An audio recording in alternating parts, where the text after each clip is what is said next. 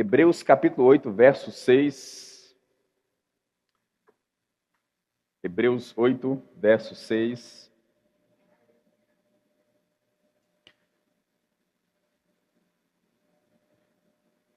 Vamos lá. Hebreus 8, 6 diz: Agora, com efeito, obteve Jesus ministério tanto mais excelente, quanto é ele mediador de superior aliança, instituída com base em superiores promessas. Pai, nós te agradecemos pela sua palavra. Rendemos graças ao Senhor, porque o Senhor é bom. Te agradecemos, Pai, pela tua unção operando em nossa vida nessa noite, de forma dupla, tanto para ensinar como para assimilar aquilo que tem sido ensinado. Nós te agradecemos, Pai, pelo teu Espírito se mover em nosso meio. Nós temos fome, Pai, sede por mais de ti. Queremos aprender com o Senhor. E a única forma de aprendermos com o Senhor é pelo teu Espírito, porque coisas espirituais são discernidas espiritualmente. Por isso nós te pedimos, Espírito Santo, nos ensine. Revele a tua palavra em nossos corações nessa noite. Descortina a tua palavra em nosso coração, nos fazendo compreender e entender a tua palavra em nome de Jesus. Também, Pai, estenda as suas mãos para realizar milagres em nosso meio, maravilhas em nosso meio, porque cremos que o Senhor é o mesmo hoje, da mesma forma como operava no passado. Nós cremos que o Senhor não muda, que o Senhor continua fazendo as mesmas coisas que fazia antes. Por isso nós queremos te agradecer pelos teus milagres. Queremos te agradecer, Pai, pelo teu poder operando em nosso meio, em nome de Jesus. Amém. Esse é o nosso texto base para a nossa mensagem nessa noite. Eu quero falar com vocês hoje sobre saúde física na nova aliança. Quero provar e comprovar pelas Escrituras que cura divina, saúde divina, está disponível no tempo em que nós estamos vivendo. Disponível na nova aliança. De fato, eu vou usar esses termos, né? Eu vou usar tanto aliança como testamento, porque é a mesma coisa, são sinônimos. Aliança e testamento são sinônimos. Amém? É por isso que nós conhecemos Antiga Aliança, Nova Aliança, Antigo Testamento, Novo Testamento. Então, já que são sinônimos, você vai observar que eu vou usar essas palavras de forma contínua, né? Constantemente vou estar usando essas duas palavras. O texto que nós lemos aqui, Hebreus capítulo 8, verso 6, primeiro é necessário compreender o contexto em que essa passagem está inserida. Os contextos, na verdade, né? Tanto o contexto histórico, cultural, como também o contexto da carta, o contexto geral da carta, e o contexto teológico. Quando nós falamos sobre o contexto da época, né, o contexto da igreja primitiva, o contexto cultural, nós percebemos que a igreja estava passando por terrível perseguição. É o contexto da igreja primitiva. De fato, em nossos dias, nós conhecemos, né, o povo ainda.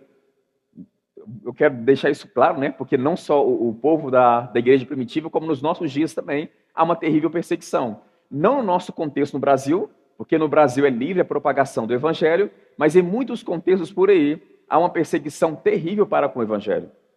É os lugares que nós conhecemos como igreja perseguida. Tem muita gente hoje sofrendo por causa da mensagem de Cristo. E é exatamente esse contexto que estava aqui na carta aos Hebreus, na igreja primitiva. O povo estava sofrendo terrível perseguição. E, por causa dessa terrível perseguição, o autor dos Hebreus vai escrever o que escreveu aqui. Ele vai demonstrar em toda a carta aos Hebreus a superioridade de Cristo em todos os aspectos. Porque esses judeus cristãos, eles haviam, né, aberto mão da sua fé, da sua crença no judaísmo e abraçado a fé em nosso Senhor Jesus Cristo. Na verdade, eles criam, a partir do momento que Cristo veio, que o judaísmo se cumpre em Cristo. Toda a lei, todos os profetas, os salmos, tudo se cumpre em Cristo. Jesus é aquele que foi anunciado pelos profetas. Então, sabendo disso, eles creram que Jesus é o Messias. Eles creram que Jesus é o Filho de Deus. Mas no contexto judaico, onde o povo, a maior parte, não creram que Jesus é o Messias, é o cumprimento das profecias, entre os familiares ali que não criam dessa forma, e aqueles, né, que criam, estavam nesse meio, aqueles que creram, estavam no meio do judaísmo, eles eram colocados para fora de casa. Eles eram perseguidos pelos próprios familiares. Lembra do que Jesus falou em Mateus capítulo 10? Ele mencionou que a perseguição iria se iniciar dentro da própria casa. Ou seja, é nesse contexto do judaísmo. Um contexto em que o povo que não creu no Messias, não creu que Jesus é de fato o ungido de Deus, está rejeitando agora aqueles que creram. E por isso está perseguindo eles. Então, cabeças estavam rolando aqui. Muitos estavam morrendo mesmo por causa da sua fé em Cristo. Estavam sendo perseguidos por causa da sua fé em Cristo. E por que o autor aos Hebreus escreveu essa carta aos Hebreus? Justamente para ministrar fé ao coração daqueles irmãos. Ele estava demonstrando a superioridade de Cristo em todos os aspectos. Amém, irmãos? Em todos os aspectos. Porque nós sabemos muito bem, de acordo com Romanos capítulo 10, verso 17, que a fé vem por ouvir e ouvir a palavra de Deus. Então, como que ele ia trabalhar a fé no coração do povo? Através da palavra, através da ministração da palavra, do ensino da palavra de Deus. Nós conhecemos muito bem o que vai dizer no capítulo 10 de Hebreus, né? A partir do verso 35 ali, ele vai dizer para o povo não abandonar sua confiança, porque ela tem grande galardão. Ela tem grande galardão. Por que ele estava dizendo isso? Porque o povo estava sendo ameaçado. Eles estavam sendo ameaçados para abrir mão da sua fé em Cristo Jesus. E é por causa disso que o autor aos Hebreus vai escrever a carta aos Hebreus, para demonstrar que eles estavam no caminho certo. Demonstrar que o judaísmo, na verdade, todo o contexto judaico, toda a lei, todos os profetas que foram levantados por Deus, só foram levantados por causa da promessa que é Cristo Jesus. Que Cristo é a manifestação de todas as promessas. Amém? Então, o objetivo do autor aos Hebreus aqui é demonstrar que eles estavam no caminho certo. Por isso que nós vamos observar na carta aos Hebreus expressões do tipo mais excelente, tanto mais excelente. A palavra superior são palavras que são destaque, né? Em toda a carta aos Hebreus, para mostrar a obra excelente do nosso Senhor Jesus, para mostrar a superioridade de Cristo em todos os aspectos. Já no capítulo 1 da carta aos Hebreus, o autor aos Hebreus vai dizer que Jesus é superior aos profetas do Antigo Testamento. Não somente aos profetas, mas a comunicação de Jesus a respeito de Deus também é superior. Ele vai dizer, ainda no capítulo 1, que Jesus é superior aos anjos. Ele é superior aos anjos. No capítulo 3, ele diz que Jesus é superior a Moisés. E a casa que Jesus estabeleceu é superior à casa que Moisés estabeleceu. No capítulo 4, ele vai demonstrar que Jesus é superior a Josué. Ele vai demonstrar no capítulo 5 que Jesus, o sacerdócio de Cristo, é superior ao sacerdócio do Antigo Testamento. Em outras palavras, Jesus é superior em todos os aspectos. O sacrifício que Cristo ofereceu, isso vai ser demonstrado desde o capítulo 8 até o capítulo 10, é superior a todo o sacrifício que já havia sido oferecido no Antigo Testamento. Em outras palavras, Jesus é superior e muito. É por isso que ele vai mencionar, Jesus é tanto mais excelente, tão superior. Por que ele está fazendo isso? Volto a dizer, para gerar fé no coração do povo. Demonstrando que toda aliança que foi estabelecida, só foi estabelecida visando a nova aliança. Visando o tempo em que nós estamos vivendo. A aliança da qual nós estamos é superior a qualquer aliança estabelecida na relação de Deus com a humanidade.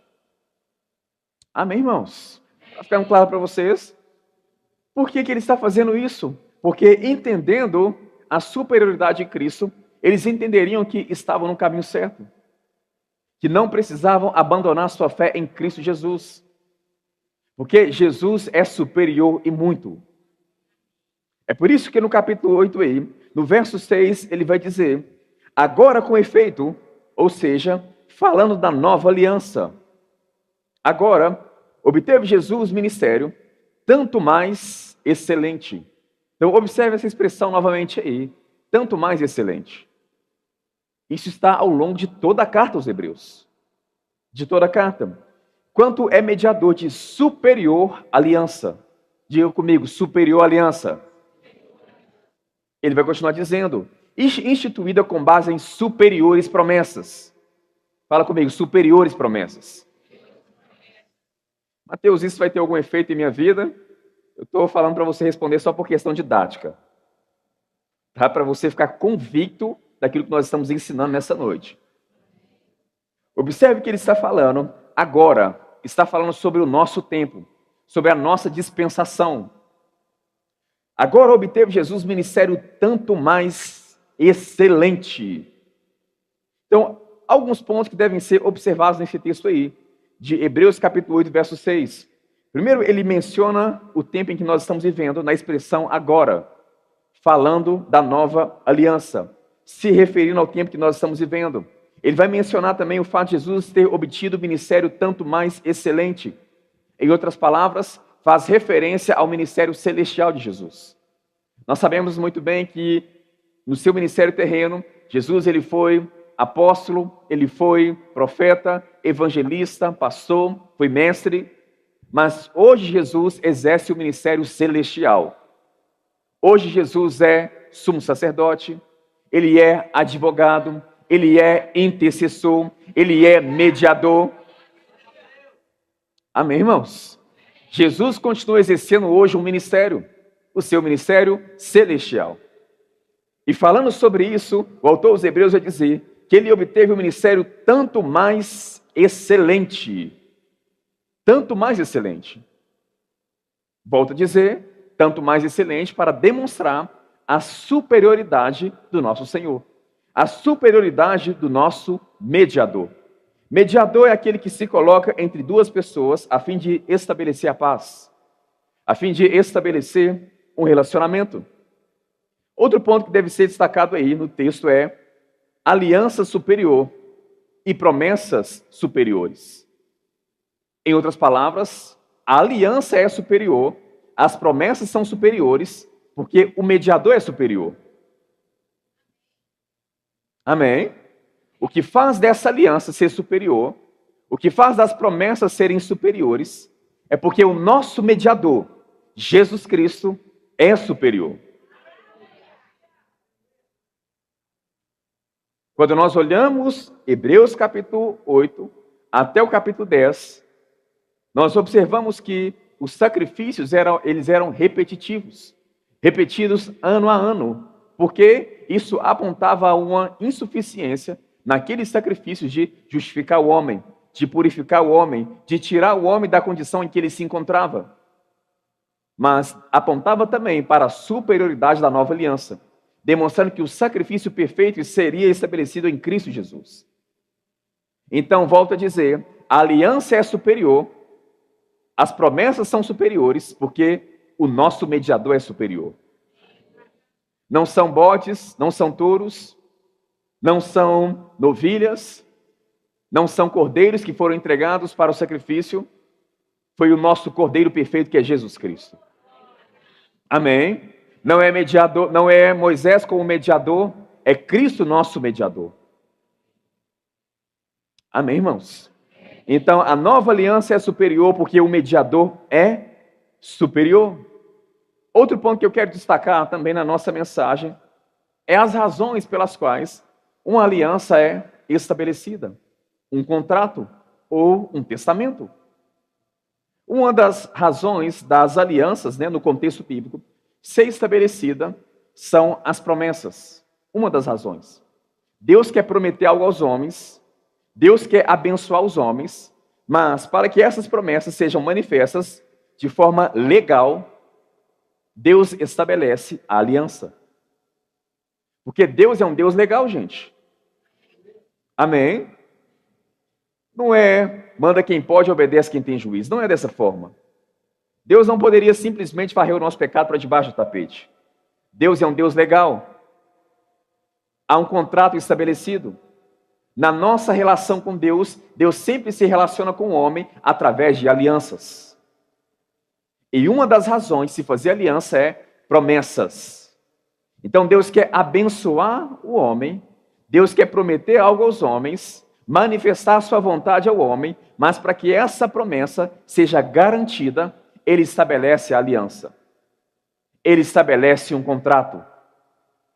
Outra razão de se fazer aliança é proteção. Outra razão.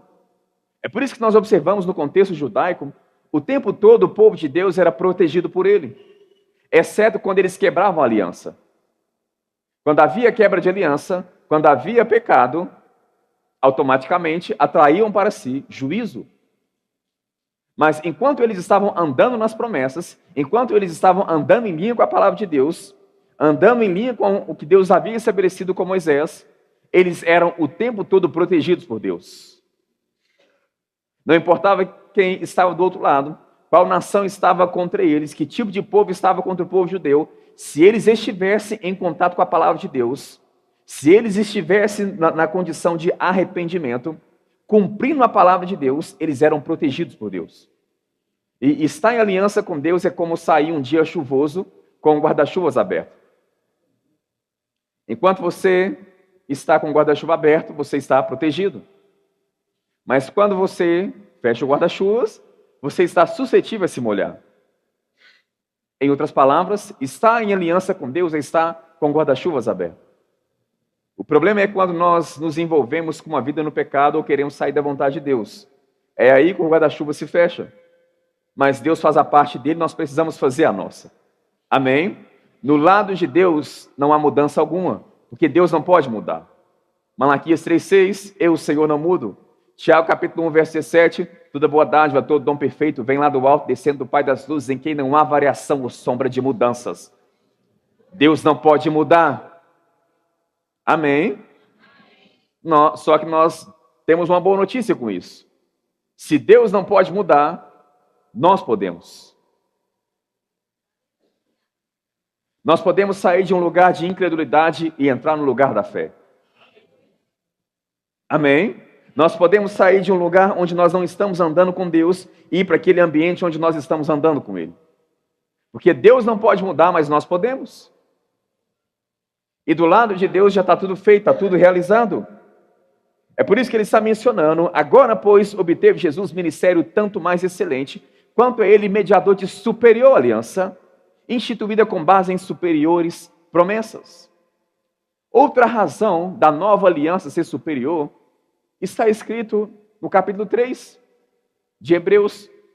Ele vai mencionar, o autor dos Hebreus, que Moisés foi fiel em toda a casa de Deus como servo. E ele vai continuar dizendo, Cristo, porém, em sua própria casa, a qual somos nós como filho. Em outras palavras, Moisés era o ícone do Antigo Testamento, gente. Moisés era para o povo judeu o que Jesus é para nós hoje. Foi o próprio Moisés que mencionou em Deuteronômio capítulo 18, verso 15, Deus suscitará no meio de vós outro profeta semelhante a mim. A ele vocês devem ouvir. Isso foi recitado tanto em Atos capítulo 3 como em Atos capítulo 7, demonstrando o cumprimento disso em Cristo Jesus. E o próprio Moisés já havia dito, Deus vai suscitar, Deus vai levantar no meio de vós outro profeta semelhante a mim, vocês devem ouvir ele. Volto a dizer, Moisés era para aquele povo que Jesus é para nós hoje. Foi Moisés que libertou o povo da escravidão do Egito, foi Cristo que nos libertou da escravidão do pecado. Amém? Ele nos libertou. Mas mesmo Moisés, que era Moisés, um dos maiores homens de Deus que passou por essa terra, ainda assim ele foi fiel em toda a casa de Deus como servo.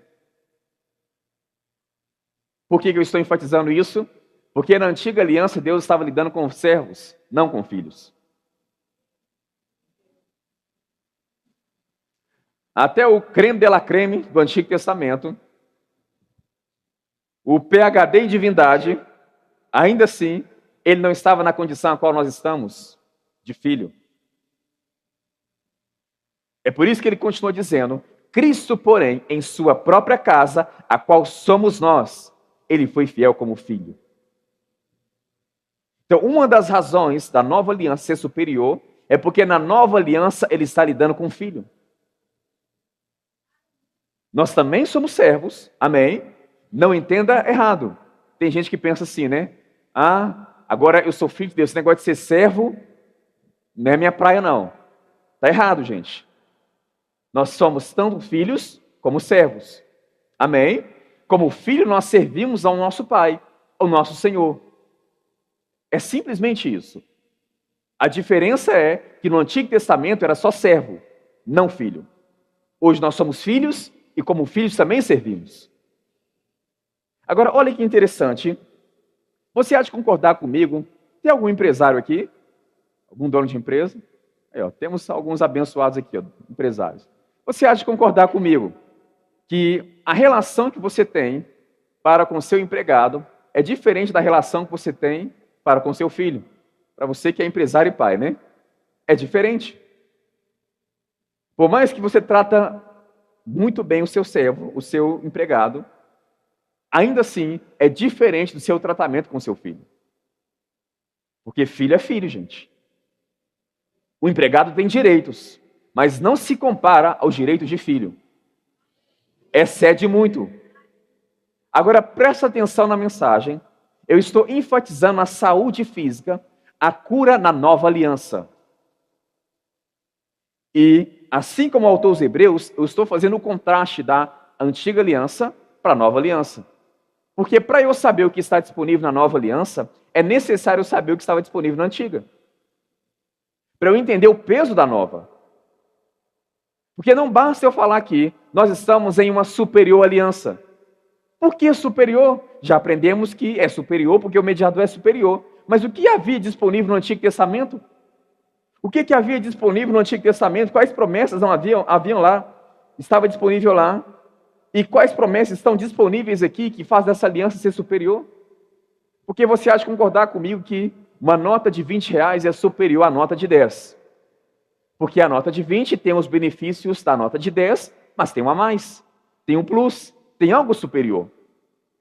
Então, se o que está disponível na verdade na nova aliança, na verdade é o contrário, né? O que estava disponível na antiga aliança, se não estiver disponível na nova aliança, a nova aliança não seria superior. Não é verdade, gente? Se uma nota de 20 é maior que uma nota de 10, porque tem benefícios superiores, então a antiga aliança que tinha benefícios tem que ter os mesmos benefícios que havia na antiga aliança, e na nova aliança tem que ter um a mais, tem que ter um plus. Senão não seria superior. E nós já vimos aqui que um dos motivos dela ser superior, porque nós somos filhos de Deus hoje, o mediador é superior. Mas há pontos que temos que descobrir no Antigo Testamento que estava disponível para aquele povo. Abra comigo, por favor, em Êxodo capítulo 15. Êxodo capítulo 15, verso 26.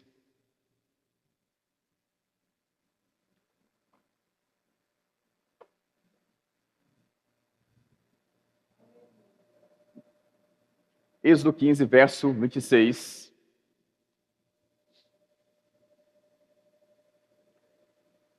Está escrito: E disse: Se ouvires atento à voz do Senhor teu Deus, e fizeres o que é reto diante dos seus olhos, e deres ouvidos aos seus mandamentos, e guardares todos os seus estatutos, nenhuma enfermidade virá sobre ti, das quais eu enviei sobre os egípcios, porque eu sou o Senhor que te sara. Então, vamos observar algumas coisas nesse texto aqui. Primeiro é o fato dele mencionar, essa conexão de saúde divina com o estar atento àquilo que Deus diz na palavra dele sobre o assunto. Observe o que ele está dizendo: se ouvires atento à voz do Senhor teu Deus, e fizeres o que é reto diante dos seus olhos, nenhuma enfermidade virá sobre ti. Em outras palavras, ele está chamando a nossa atenção para a atenção que Deus dá ao nosso corpo. Se ouvires atentamente a voz do Senhor teu Deus. Em outras palavras, existe uma palavra da parte de Deus sobre o nosso corpo. E ele está mencionando: dê atenção para a atenção que eu dou ao seu corpo. Lembra de Provérbios capítulo 4, a partir do verso 20? Ele vai dizer: Filho meu, atenta para as minhas palavras, aos meus ensinamentos, inclina os ouvidos, não os deixe apartar os seus olhos, guarde no mais íntimo do seu coração, porque são vida para quem a acha e saúde para todo o seu corpo. Em outras palavras, filho meu, dê atenção para a atenção que eu dou ao seu corpo. Então, um dos pontos que nós podemos destacar nesse texto aqui é isso. Deus está chamando a nossa atenção. E há uma conexão de andar em saúde com a palavra de Deus. Estamos conectados com o que a palavra de Deus diz a respeito do assunto. Amém, irmãos? Há uma conexão.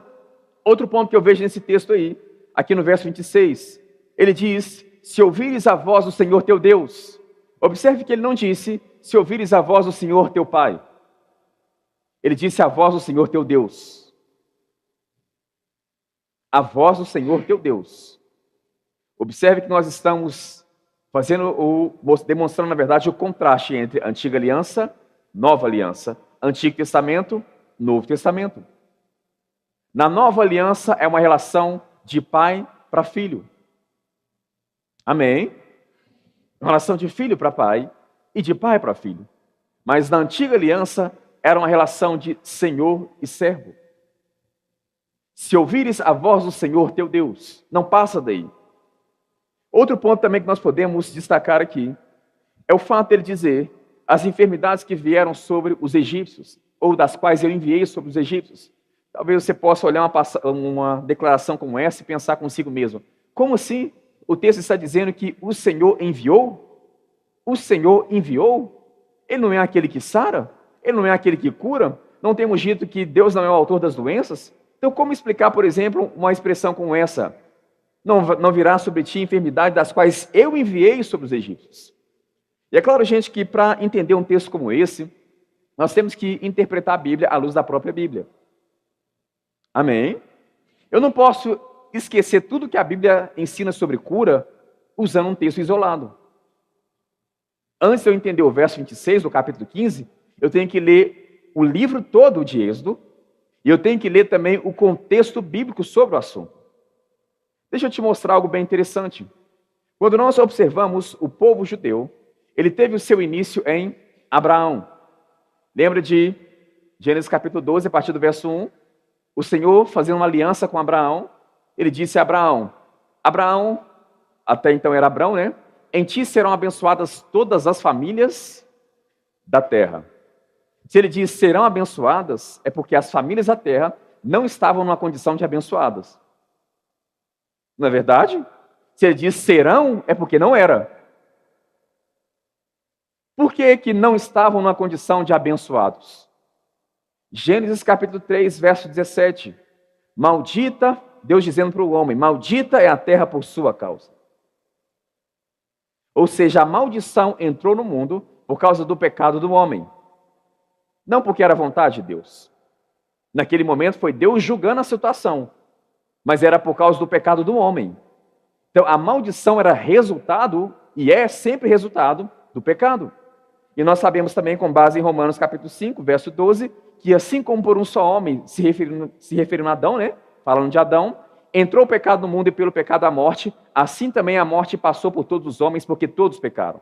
Então todos passaram a estar debaixo da mesma maldição, debaixo da mesma condição. Mas observe o que Deus está dizendo. Na verdade, ele está, no momento em que ele está construindo o plano da redenção, ele está dando ênfase àquilo que ele havia iniciado no capítulo 3 de Gênesis, no verso 15. Quando o homem peca e se separa de Deus, Deus depois vai dizer, né, que o homem estava debaixo de maldição, mas antes ele já havia dito que viria um descendente, nascido de mulher. Esse descendente ia ser ferido no seu calcanhar pela serpente, que nós sabemos muito bem que é uma figura de Satanás, mas ele iria esmagar a cabeça da serpente. Em outras palavras, resgatar o homem, trazer o homem novamente ao lugar que ele nunca deveria ter saído. E que lugar é esse, gente? Gênesis capítulo 1, verso 28. Depois que Deus criou o homem, o texto vai dizer, e os abençoou e disse. Os abençoou e disse, multiplicai-vos, enchei a terra, sujeitai-a, dominai-a. Em outras palavras, o homem já veio de Deus abençoado. Conhecemos muito bem aquela expressão, filho de peixe, peixinho é, tal pai, tal filho. Então Deus está envolvido com bênçãos. A maldição veio a existir, veio à existência depois que o pecado entrou no mundo. Mas não existe maldição no vocabulário de Deus. No reino de Deus não há maldição. Maldição é resultado do pecado. Então Deus se apresenta a Abraão, reforçando o descendente. Porque nós sabemos muito bem que Abraão ali, gerando seu filho como uma figura de Cristo. E ele, chamando Abraão para entrar em aliança, ele disse, em ti serão abençoadas todas as famílias da terra. Em outras palavras, o plano de Deus é mundial, gente. Deus deseja abençoar todas as pessoas. Agora pega isso, você vai entender o texto já já.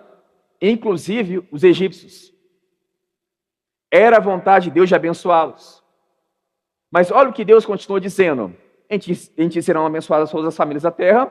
abençoarei os que te abençoarem e amaldiçoarei os que te amaldiçoarem. Entenda algo, no reino de Deus, ou no mundo espiritual, na verdade, só existem dois ambientes. Ou o ambiente da bênção, ou o ambiente da maldição. Da morte ou da vida. Não tem como uma pessoa estar em dois ambientes ao mesmo tempo. Ou ela está na bênção, ou ela está na maldição. Então, os homens estavam debaixo de maldição. E Deus está construindo aliança, demonstrando o seu desejo de tirar os homens dessa condição. De tirar a humanidade da condição de maldição. Então, já estavam nessa condição. Só que Deus está oferecendo a possibilidade de sair desse ambiente. É por isso que ele mencionou: abençoarei os que te abençoarem. Em outras palavras, se eles aceitarem o meu plano através do povo judeu, se eles aceitarem que eu estou construindo o plano da redenção através de vocês é que virá o descendente, porque Jesus é judeu. Amém? Lembra de João capítulo 4, Jesus conversando com a mulher samaritana? A salvação vem dos judeus, porque Jesus é judeu. Então, se eles aceitarem o meu plano através dos judeus, da descendência judaica, eles também serão abençoados. Eles receberão da minha vontade. Mas, se rejeitarem, presta bem atenção nisso. Ao rejeitar a bênção, automaticamente eu me coloco no lugar de maldição. Ao rejeitar a bênção, automaticamente eu decido permanecer na condição a qual me encontrava. Ao se colocar contra o povo judeu, automaticamente estava se colocando contra o próprio Deus. Porque lembra de uma das razões de se fazer aliança é proteção. Então, ao se colocar contra o povo, contra os judeus, estava se colocando contra o próprio Deus. Lembra de quando Paulo estava perseguindo a igreja? O Senhor apareceu para ele e disse: Saulo, Saulo, por que me persegues? Em outras palavras, se perseguir a igreja, está perseguindo o próprio Senhor. Se colocar contra nós, está se colocando contra o próprio Senhor. Porque Deus é um Deus de aliança. E Ele está comprometido com a própria aliança que Ele estabeleceu. Ele não pode negar a si mesmo. Então, Ele está mencionando aqui: abençoarei os que te abençoarem, mas, inevitavelmente, se eles resistirem, se eles desobedecerem, estão em pecado, e o pecado atrai maldição. Agora, o contexto de Êxodo, nós vemos isso. Desde o início, eles estavam rejeitando os judeus, os israelitas. Desde o início. Desde o início havia uma rejeição, não só por parte de Faraó, mas por todos os egípcios. Desde o início, gente. Estavam se colocando contra a bênção. Eles ficaram lá 430 anos, sendo que boa parte desse tempo foi em escravidão. Então, Deus é um Deus longânimo, não é? É tão interessante isso, ver essa vontade de Deus de abençoar os homens, que quando Deus foi, na verdade, quando o povo judeu foi possuir a terra prometida, foi entrar em Canaã, eles entraram por Jericó. E tanto em Josué capítulo 2, como capítulo 6 vai relatar isso, o texto vai mencionar que Raabe, a prostituta, ela foi preservada. Ela não foi destruída. Hebreus capítulo 11 vai falar sobre isso. Ela foi preservada, ela não foi destruída juntamente com os desobedientes. Em outras palavras, só foi destruído aquele que era desobediente. Então, o que é que nós percebemos nesse texto? Raabe não era judia, mas porque aceitou o plano de Deus através do povo judeu, ela foi abençoada juntamente com eles. Foi abençoada. Depois você lê a genealogia lá de Mateus, você vai observar que ela está lá. Ela foi preservada. Nem judia era. Ou seja, o desejo de Deus é abençoar todas as pessoas. Mas o pecado sempre vai atrair maldição. Sempre vai atrair juízo. Se uma pessoa que cometeu algum pecado, na verdade cometeu algum delito, na terra, infringiu alguma lei, se estiver diante de um juiz, um homicida, por exemplo, que está diante do juiz, quando o juiz bate o martelo, essa pessoa tem o seu destino, que é pagar por aquilo, ir para a prisão. Eu não posso dizer que foi o juiz que enviou aquela pessoa para a cadeia. Porque se um juiz é justo, ele tem que julgar conforme a lei. Porque se ele não julgar conforme a lei, eu coloco em xeque a sua justiça. Não é qualquer pessoa que está diante do juiz. Você está aqui hoje porque você é abençoado, filho de Deus, não cometeu nada contra a justiça. Mas tivesse cometido, estava diante de um juiz. Porque só está diante de um juiz quem cometeu algo. Então eu não posso dizer que o juiz é mau. Na verdade, o que resultou aquilo foi a própria pessoa. Amém, irmãos? Está ficando claro?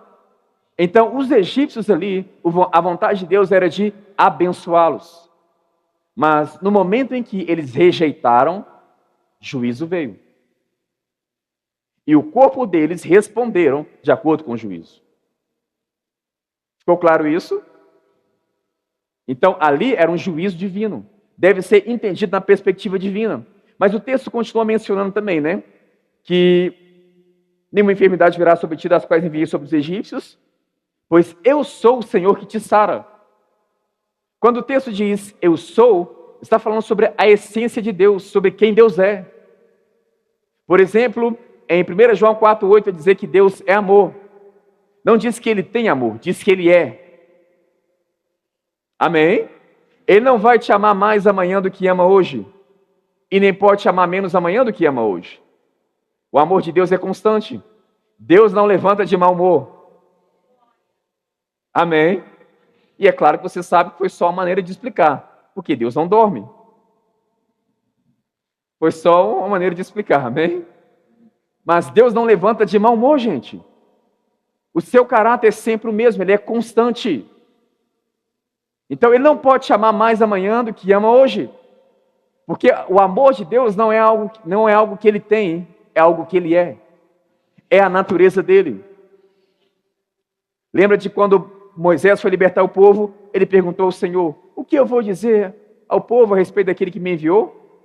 A resposta do Senhor foi, diz que o eu sou te enviou. Em outras palavras, aquele que é, aquele que era, que é e que sempre será. Em quem não há mudanças. Amém? Em quem não há mudanças. Então observe que ele se revela como aquele que sara, não como aquele que coloca a doença. A doença dos egípcios era juízo como resultado do próprio pecado deles. Mas na essência de Deus, no plano original, não há enfermidade, assim como não há em Gênesis capítulo 1, nem em Apocalipse capítulo 21, capítulo 22. Ei, gente, cadê os glória a Deus, aleluia? Estou pregando na Bíblia, viu?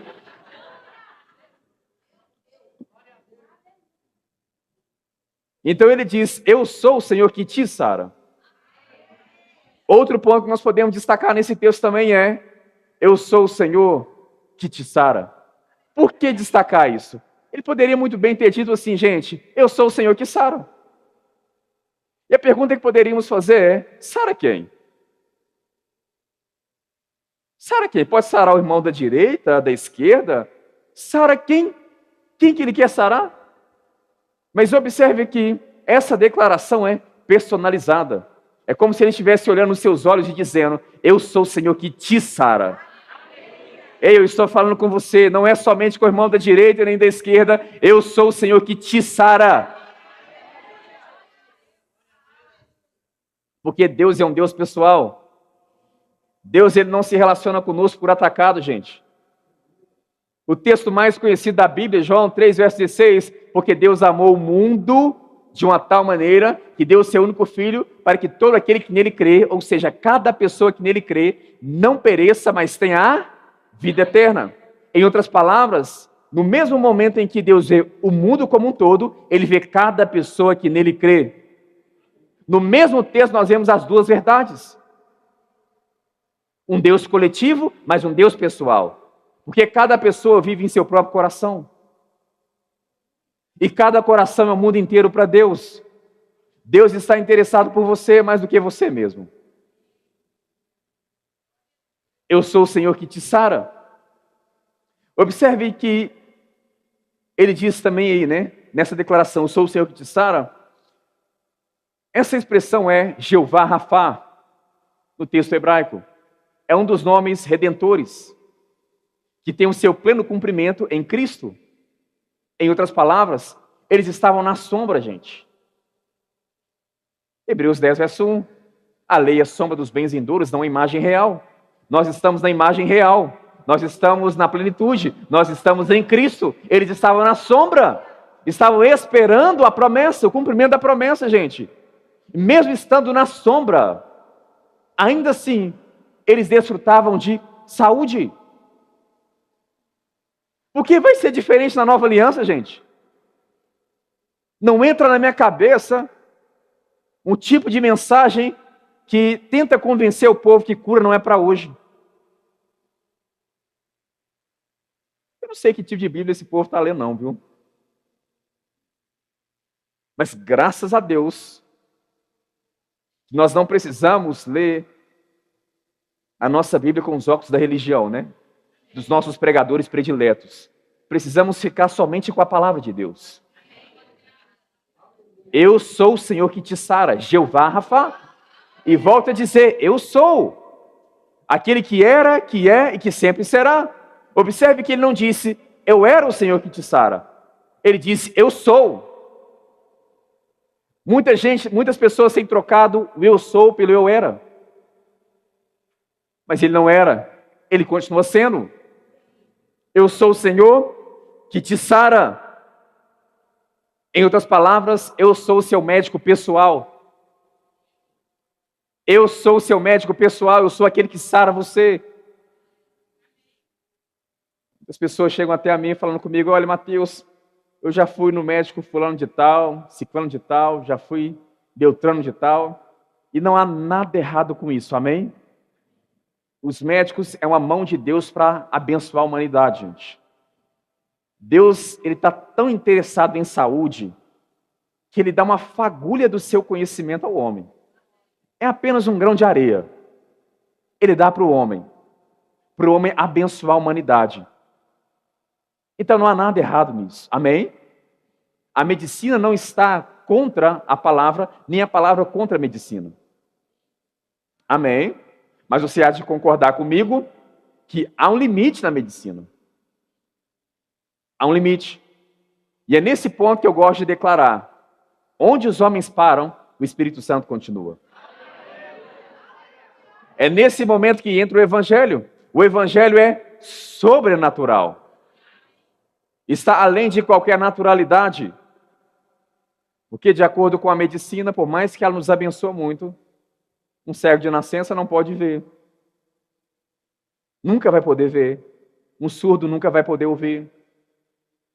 Pessoas com câncer de caso terminal. A pessoa está indo para a morte. Tem vários tipos de doenças que para a medicina não há cura.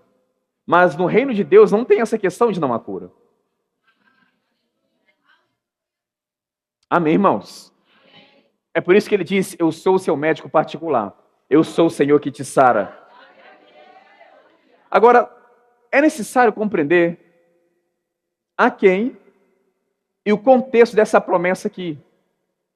Porque nós estamos no capítulo 15 de Êxodo, mas no capítulo 12, no verso 37, quando eles estão sendo libertos, do Egito, o texto vai mencionar que saiu ali do Egito, entre os judeus, 600 mil homens a pé, sem contar mulheres e crianças. Presta atenção nisso. 600 mil homens, sem contar mulheres e crianças. Na contagem dos estudiosos, eles acreditam que havia entre o povo entre 2 a 3 milhões de pessoas. Agora, observe que Deus está se virando para esse povo e dizendo, eu sou o Senhor que te sara. E esse povo estava ali, eles ficaram ali durante 430 anos, sendo que uma parte desse tempo estava em uma condição de escravidão. Em outras palavras, não estava em condições muito favoráveis, não. Não era condição muito favorável. Pega essa informação, que daqui a pouquinho nós vamos usar ela. Vai comigo, por favor, para o capítulo 23 de Êxodo. Capítulo 23. Lembra que nós estamos fazendo esse contraste, antiga aliança Nova aliança. Antigo Testamento, Novo Testamento. Antiga aliança, Deus está lidando com servos. Nova aliança, Deus está lidando com filhos. Verso 25, Êxodo capítulo 23, verso 25, está escrito: servireis ao Senhor, vosso Deus. Ele não diz Senhor, vosso Pai. Observou isso? Servireis ao Senhor, vosso Deus, e Ele abençoará o vosso pão e a vossa água. Em outras palavras, prosperidade para todo lado. Deus está envolvido com bênçãos. Leia depois Apocalipse capítulo 22, você vai observar que no novo céu e uma nova terra, João relatou que nunca mais haverá nenhuma maldição. Por que não haverá? Porque Deus está reinaugurando o plano original. Se não era a sua vontade no princípio, não é a sua vontade hoje que haja maldição em nosso meio. Ele abençoará o vosso pão e a vossa água e tirará do vosso meio as enfermidades. Na tua terra não haverá mulher que aborte, nem estéril. Completarei o número dos seus dias. Por que ele vai tirar do nosso meio, ou no meio do povo, em que ele está direcionando a mensagem no primeiro momento, toda a enfermidade? Porque não é a vontade de Deus a enfermidade. Eu vou tirar porque não é a minha vontade. Só me sirva, só se conecte com os meus mandamentos, só tome posse da aliança, que nenhuma enfermidade haverá no vosso meio. E, gente, isso é a Bíblia. Parece entrar em contradição, né, com a realidade da vida. Mas não é a palavra de Deus que tem que mudar. Somos nós que temos que mudar e nos adequar ao que a palavra de Deus ensina sobre qualquer assunto, gente. O que precisamos é de Bíblia na nossa teologia. É o que precisamos, gente. Na tua terra não haverá mulher que aborte nem estéril. Todas as vezes que eu leio esse texto, eu lembro de um dos casos que eu presenciei no ministério. Há um tempo atrás eu estava ensinando em Pouso Alegre. Nós temos um rema lá. E depois de certo tempo, né, ensinei a matéria. Depois de certo tempo eu voltei para um evento. Eles haviam me convidado. Me convidaram para fazer esse evento. E no culto, né, depois do evento, no culto, o pastor me pediu para ensinar sobre cura. O evento era de outro assunto, mas no culto mesmo ele pediu para ensinar sobre cura. Eu ensinei sobre cura e chamei os irmãos para vir à frente. Entre eles veio uma irmã que tinha síndrome do ovário policístico. E de acordo com os médicos, da forma que estava, ela não podia engravidar. E ela tinha ouvido eu ensinar sobre fundamentos da fé. Já tinha fé suficiente no coração dela. E ela me relatou a situação e eu falei com ela: vai ser feito conforme a tua fé. Eu vou unir a minha fé com a tua. E nós vamos crer no poder de Deus entrando em operação agora. Porque onde os homens param, o Espírito Santo ele continua. Para Deus não há limites algum. Não há limite algum para Deus. Eu impus as mãos sobre ela. Gente, eu não senti nada. Eu não senti nenhum vento, nenhum arrepio, nenhum calor, nenhum tremor. Eu estou falando isso porque a unção é tangível. Há momentos em que nós vamos sentir algo. Teve momentos que eu ministrei cura para o povo, que eu senti, literalmente, a unção saindo do meu corpo. Teve momentos que a pessoa começou a tremer debaixo da unção. Alguns relataram que estava quente o local, outros relataram que estava gelado. Por que fica quente ou gelado, eu não sei. Eu vou saber quando eu perguntar ao Senhor quando eu chegar lá no céu. Mas só sei que perceberam isso. E receberam a cura. Mas houve momentos também que eu impus as mãos e que eu estava me sentindo seco. Seco. Mas não é o meu sentimento que conta. Não é o meu sentimento que conta. Porque se eu viver de acordo com meus sentimentos, eu vou viver como um crente montanha-russa. Uma hora estou em cima, outra hora estou embaixo. Nós vivemos por fé e não por vista, não por sentimentos. Eu impus as mãos sobre ele e falei: já está feito. Todo o caroço vai embora. Todo nódulo vai embora em nome de Jesus, já está feito. Voltei para ministrar em uma outra ocasião.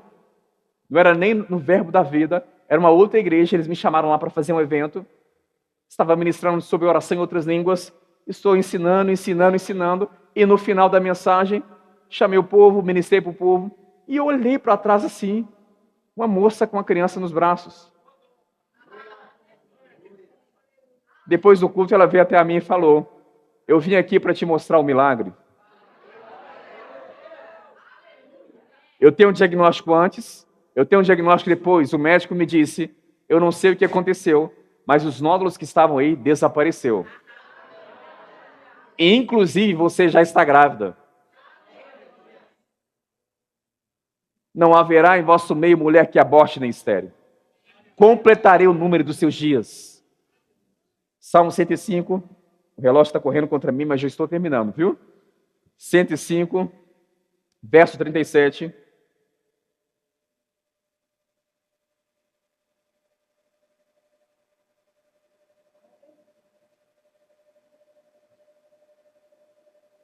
Salmo 105, verso 37, está escrito: então fez o seu povo sair com prata e ouro, e entre as suas tribos não havia nenhum só inválido. Então fez sair o seu povo com prata e ouro, e entre as suas tribos não havia um só inválido. Gente, isso é muito forte. Eu não sei se você prestou atenção no que eu estou mencionando aqui. O texto está dizendo que entre as tribos não havia nenhum só inválido. Vocês lembram que eu mencionei para vocês que em Êxodo 12, verso 37, o texto vai dizer lá que saiu do povo, entre o povo judeu ali, 600 mil homens a pé, sem contar mulheres e crianças. Lembra disso? Eu mencionei também que no verso 40 vai mencionar lá que havia entre eles, na verdade, que eles ficaram lá 430 anos. E boa parte disso foi em escravidão.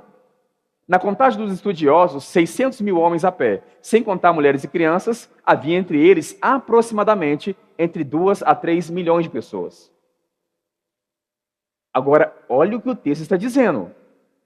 Ele fez sair o seu povo.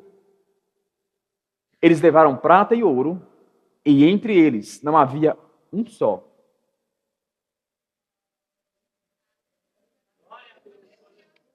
É forte, né? Peraí, entre 2 a 3 milhões de pessoas, nem um só? Nem um só, então. Na Bíblia Nova Linguagem de hoje vai dizer que eles estavam fortes e saudáveis. Fortes e cheios de saúde.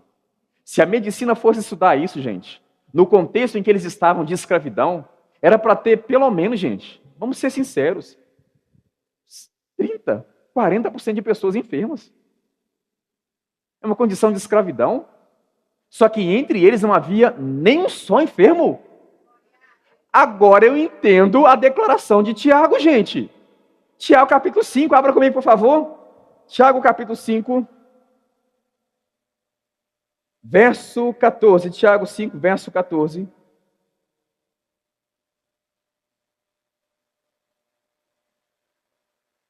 Tiago capítulo 5, nós vamos ler o verso 14. Está escrito: está alguém entre vós doente? Chame os presbíteros da igreja, e estes façam oração sobre ele, ungindo com óleo em nome do Senhor. E a oração da fé salvará ou curará o enfermo. Antigo Testamento, contexto de servos. Deus está lidando com servos. É sombra, não é a plenitude da nova aliança. Amém, irmãos? Não é a realidade, é sombra. Novo Testamento, Deus está lidando com filhos. É um relacionamento de pai com filho. É um contexto de igreja. Nesse contexto, Tiago, irmão de Jesus, andou com Jesus. Um judeu, gente, que foi treinado nas Escrituras, desde a infância, ouvindo as Escrituras, lendo as Escrituras. Ele lembrava muito bem do contexto judaico. Ele lembrava muito bem da escravidão no Egito. E também do livramento deles. Lembrava muito bem, gente. Lembrava muito bem, ele lembrava também de Salmos capítulo 105, verso 37, que entre eles não havia nenhum só enfermo, nenhum só inválido. Agora, no contexto da igreja, ele está perguntando, peraí, se lá não havia nenhum só enfermo, e estamos em uma aliança superior, A pergunta que eu faço é: está alguém entre nós enfermo? Está alguém entre vós enfermo? Porque se não havia lá, será que há alguém enfermo entre nós? Ele está procurando alguém. Alguém. Ele continua dizendo: chama os presbíteros da igreja, estes façam oração sobre ele, ungindo com óleo em nome do Senhor. E a oração da fé curará o enfermo. Então, se esse alguém que estiver na igreja, né? Que estivesse no contexto da igreja ali, estivesse enfermo, se esse alguém fosse curado, quantas pessoas estariam enfermas? Essa é a resposta mesmo, essa é a matemática. Nenhuma. Nenhuma. Porque ele está perguntando: será que existe alguém enfermo dentro da igreja? Gente, eu estou pregando Bíblia, viu? Vai na contramão da nossa mente, da nossa teologia, mas sim contexto abençoado. Não questiona, não deixa o texto falar por si só. Será que existe alguém doente dentro da igreja? Chame os presbíteros, faça oração sobre ele, e a oração da fé vai curar o enfermo. A vontade de Deus é curar, mas observe que é a oração da fé, não é a oração da dúvida. Se eu alimentar em minha mente que Deus está por trás daquela enfermidade, não sei se é a vontade de Deus me curar, Deus está me provando com essa doença, fé não está em operação. E o texto é claro em mencionar: a oração feita com fé, como vai dizer na Bíblia NVI. A oração feita com fé. Agora, para fechar a mensagem, Hebreus capítulo 9, nós vamos fechar essa mensagem em Hebreus capítulo 9. Lembrando que nós estamos falando do contraste da antiga aliança e nova aliança. Hebreus capítulo 9 vai fechar com chave de ouro aqui. A partir do verso 11 está escrito: quando, porém, veio Cristo, como sumo sacerdote dos bens já realizados. Observe que na antiga aliança, como vai dizer o contexto da carta, né? A antiga aliança era a soma dos bens vindouros. Agora, Jesus entrando no Santo dos Santos, o texto vai mencionar dos bens já realizados. Já disponibilizados, porque Jesus já havia realizado o seu sacrifício.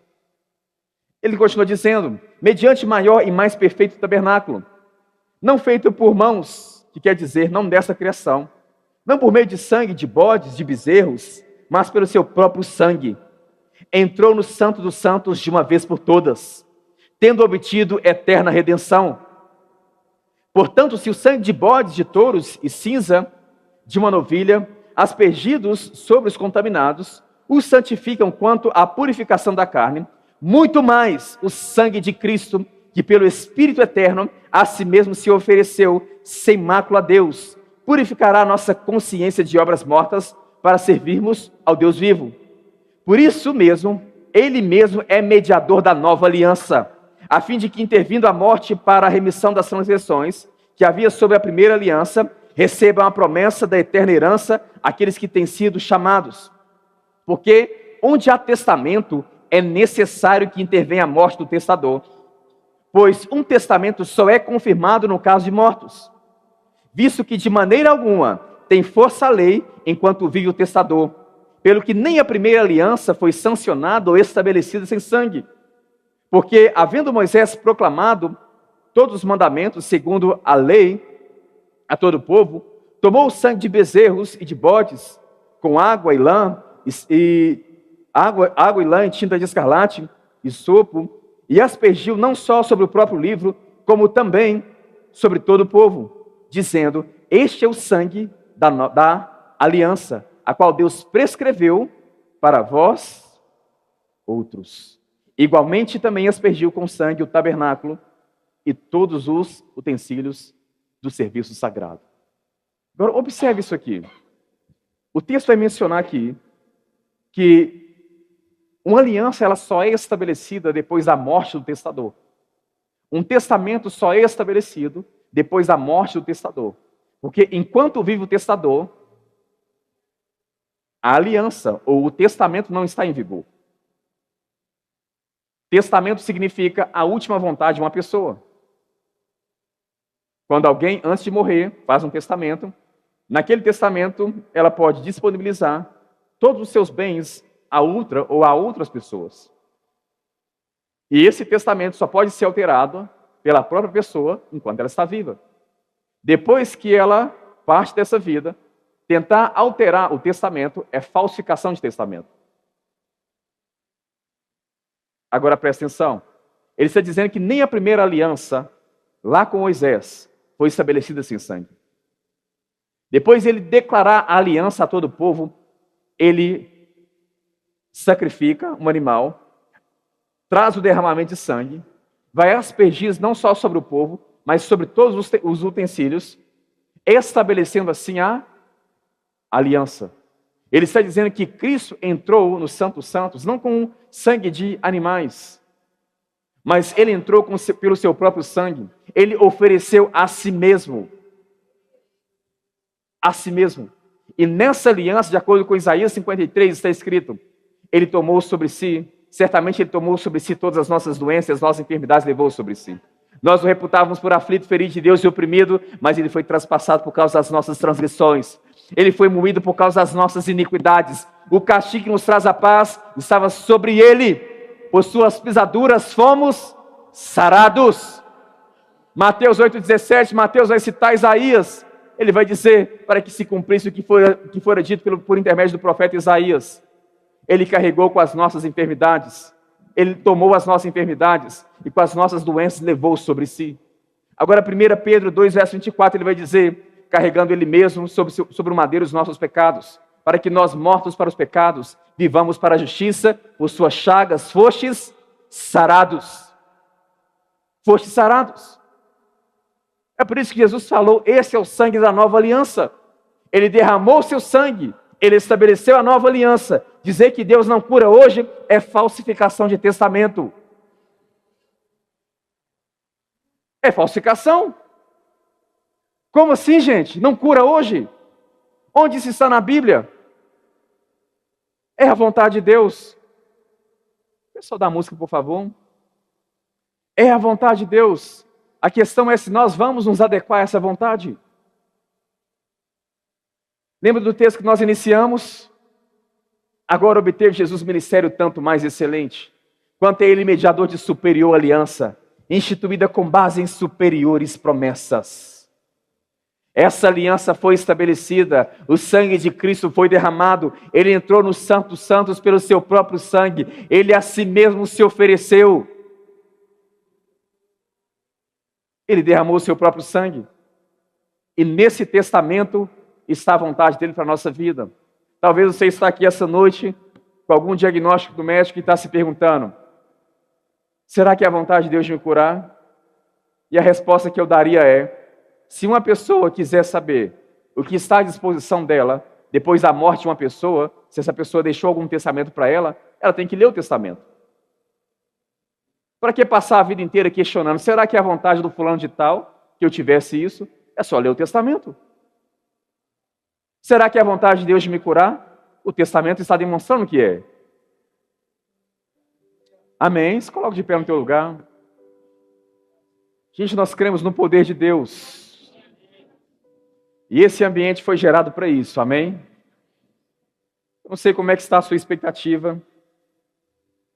Não coloque em mim, eu não posso fazer nada por ninguém, gente. Eu estou aqui como dispenseiro dos mistérios de Deus, da graça dele. Sem ele nós nada podemos fazer. Eu não posso curar uma dor de cabeça, nada. Mas nós servimos um Deus que pode. E quando nós honramos a unção, e honramos o poder de Deus, honramos o que Deus tem feito em nosso meio, nós podemos desfrutar daquilo que está à nossa disposição. Por isso eu quero perguntar nessa noite: há alguém aqui que quer receber imposição de mãos para a cura? Levante a sua mão no teu lugar. Pode vir aqui, vocês estão levantando a mão. Vem aqui à frente, eu quero impor as mãos sobre você. Você que quer receber imposição de mãos para a cura, eu não sei qual é a sua condição. Mas uma coisa eu sei: que Jesus é o mesmo ontem, hoje e será para sempre. Para sempre, para sempre. Eu não sei qual é o diagnóstico, não sei o que o médico falou. O que ele falou pode realmente até não está errado, que ele estudou para isso, ele sabe do que ele está falando, mas existe um conhecimento superior, existe um poder que é maior, existe uma graça superior. Não saia dessa noite, daqui desse culto, nessa noite, sem a tua cura. A única coisa que você vai precisar fazer é receber.